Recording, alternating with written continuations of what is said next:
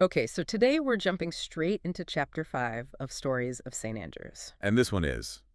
It's a wild ride. It really is. I mean, after covering the solid, legitimate growth with Lambert Ware in chapter 4, this feels like a complete 180. It's the polar opposite.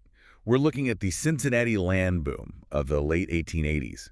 And the sources we have, from historical accounts to some socioeconomic analyses, they all point to one thing. A scam. A massive one. A massive one, but one that, and this is the crazy part, accidentally became the foundation for the community we know today. So let's set the scene. What was going on in, say, 1885 that made so many people fall for this? Well, you have to picture the industrial Midwest. Our sources describe Cincinnati as just choking on coal smoke. Yeah. People had this condition they called winter lungs. So they were desperate. Desperate for clean air, for health, and Florida was being marketed as basically a medical cure, an escape. And this taps into that classic American formula of the time, right?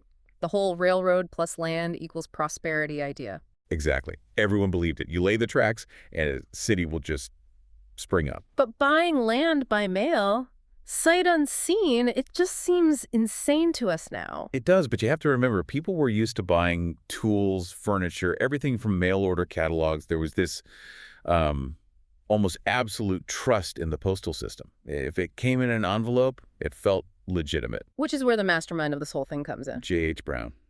And here's the kicker. He was a former postal inspector. Ah, so he knew the rules. He knew exactly how to stay just on the right side of the law. He knew the one critical loophole. See, to be guilty of mail fraud, you have to sell something that doesn't exist. Brown's company, the St. Andrews Bay Railroad Land and Mining Company, sold real deeds to real dirt. The fraud wasn't the land itself, it was the description of the land. Precisely. It was all about the marketing, the balloon view maps. I've seen images of these. They're these beautiful, colorful lithographs showing this bustling metropolis, steamships in the bay, public parks. All of which was pure fantasy.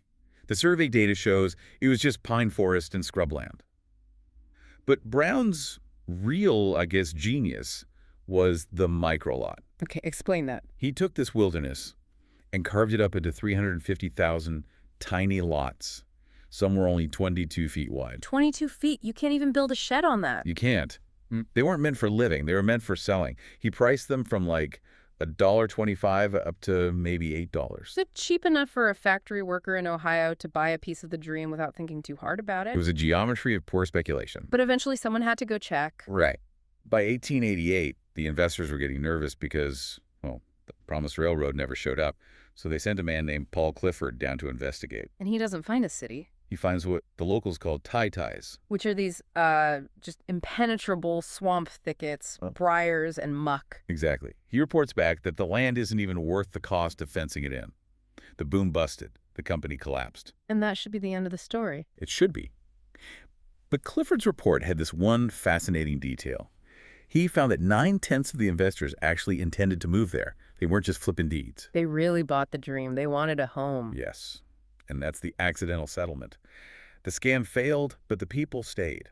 Or they came anyway, found out they'd been had, and just built something else. So you get towns like Parker and Cromanton popping up nearby, founded by these very same scammed investors. They had to pivot. They started fishing, logging. They survived. And right in the middle of that collapse, in 1887, a guy named George Mortimer West arrives. We'll get to his full story in Chapter 7. We will.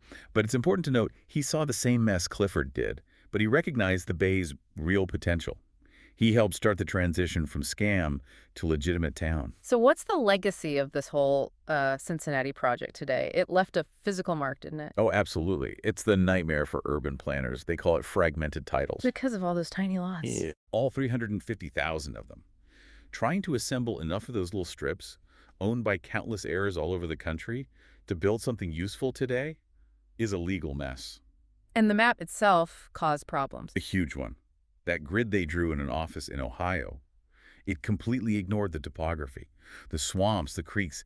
That's why even today, a street named Cincinnati Avenue floods whenever there's a heavy rain. It was designed by a con artist, not an engineer. So in the end, the project failed.